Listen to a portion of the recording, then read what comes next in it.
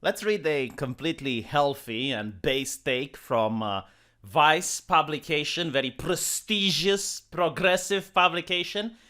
Pokemon Legends is nearly the game I've dreamt about since 1998. The game plays fast and loose with themes of colonialism and capturing wild animals while wildly updating Pokemon in the process. So according to this journalist, okay, like you need to understand how journalists think. I wonder if this is before or after the blue check mark on Twitter, but they believe that if you were to go back in time during the colonization of America, it was just like playing Pokemon. It was like, look, a native, throw a Pokeball after. Is this it? Wow. Very progressive, Vice. What can I say? When Pokemon Legends was first announced, many people jokingly but understandably called it the breath of the Pokemon. It was a fair comparison with the melodic piano playing over sweeping pan of open wilderness. But what Nintendo Studios did was both exciting and terrifying. So, no, I still imagine a Vice journalist hiding under a blanket in the middle of a stormy night in his apartment, shivering, quaking with fear as he is playing Pokemon. It's like, oh no, what if the new generation plays this? What if they will end up colonizing something because this Japanese game is introducing them into the mindset? Oh, I'm so afraid. I'm so afraid. Oh, I'm going to write an article about it. My God, like, can you imagine if you actually had the time machine and you brought the generation that actually fought into the World War so that they can meet the new generation of journalists? It's like, meet Ted. He's a journalist. Do you know what terrifies him? Pokemon. Game Freak had just pointed out the fences. Weirdly, those fences were located in the same area as a game I'd been imagining since the first time I played Pokemon Red. So, is this journalist a colonizer? I mean, he was playing these colonialistic themed games since 1998. He was indoctrinated by the Japanese corporations, pushing racism into his innocent mind. And there was no Vice publication to save him from the Japanese multi-billion-dollar corporation. Oh, what a world of horror this journalist has suffered. I wish I could talk to him. I wish I could hug him and say, it's all right. You are a decent person. You work for Vice. Your childhood trauma can be over. You can breathe easily now. Pokemon didn't get ya. Back then, I didn't understand how games were made. See, now he achieved enlightenment because he works at Vice Corporation. Vice explained to him the mysteries of the universe. You think you were playing Pokemon? No, it was a bloody colonial game you were having in your hands. Wouldn't it be cool if you could see the Pokemon running around the tall grass? Over the past 20 plus years, longtime Pokemon developer Game Freak has slowly inched towards that game I imagined as a child. They mostly stick to the leading, forming new and fun systems that brings the wilderness to life, but not knowing without significant issues like a lack of visual polish and sacrificing some of the personal bond a player has with their Pokemon.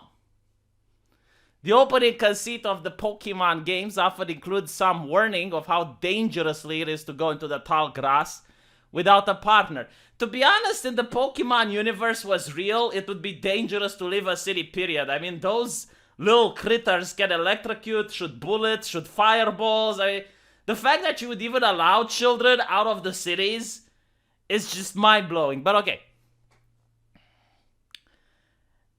He then talks something about the gameplay. While the main series Pokemon games have always been set in modern times, has it though? Like, has it been set in the modern times if you think about it? It's kind of like a fantasy universe. It's hard to pinpoint the exact time period. I mean, they still use Pokemon for animal traction in some places, while other cities are very developed. Alright, whatever. This game turns the clock to a moment when human settlements were sparse and Pokemon were revered and respected. You arrive through a portal and are given the task to seek out the Pokemon. Uh-oh. This is where the colonialism comes in. The idea of humans occupying new areas. Colonialism, bad. You need to stay where you are born. Don't you dare go somewhere else. No nations, no borders, but only where you're born you're allowed to stay. That's it, period. Blood and soil, Mr. Journalist. See? Maybe Pokemon did affect him. So, apparently, the god of all Pokemon tells you need to seek them out so that you can meet them again and presumably return home. In the meantime, you make your home in Jubilife Village, the headquarters of the Galaxy Team, an organization that has just arrived. From this village, you set out on survey expedition to complete missions. As part of the Survey Corps, you also work alongside Professor Laventon to create the world's first Pokédex. Man, this game actually does sound fun. Sounds kind of cool. So, apparently you do this in various ways, like catching multiple of the same species, blah, blah, blah. Many of the Pokemon that fans know and love are actually feared during this time, and the player character, as a modern Pokemon fan, must make them understand that they're actually great pets, or at least very useful for holding down pickle lid jars. Oh, this is where the animal abuse comes in. This is horrible. The new system hits a lot of the things that I dreamt of, but with these new systems come issues too. Game Freak hasn't quite figured out how to make 3D environments that look interesting to traverse. It's often not super clear with the nooks and crannies of the map are traversable or not. While the addition to research points has made filling Pokédex a bit more engaging, it's limited to the task and towards research can mean that catching as many as the same type will sometimes be the path of least resistance. So, look. Oh, you can see parallels to this history all over Arceus, from the Galarian Pokemon, Weezing-shaped smoke. You spend much of the game's early hours helping the Pearl and Diamond clans. But this outsider comes in to help the native storyline. Fits right into the popular colonialist narratives. Oh, the colonialist narratives.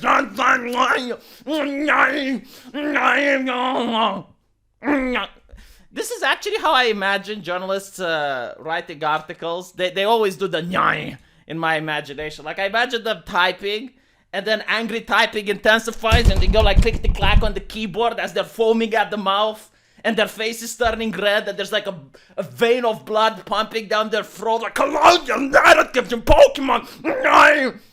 They must be very fun at parties. So, you know, like, all in all, like, I'm looking at this, and it's an interesting review. It makes me want to try the game, but what is it with this bullshit with colonialism? Does this actually get clicks? Is this it? Like, do people click it because it's got colonialism in the title? And what? Like, so what? So what if you have a game about colonialism? So what? Who suffers? Name me the person. Name me the sufferer. Besides the video game journalist. I mean, if you want to make video games journalists suffer, make games about colonialism. And they suffer. They go, nyai, colonialism, nyai. At the same time, I can't help but feel that the Diamond clans already have the village. How do we coexist with Pokemon problem figured out, and have for some time respect the autonomy to be wild animals? The urge to catch them all is a question. Is catching them a good idea? Dude, it's a children... You know, like, this is something also interesting that I noticed.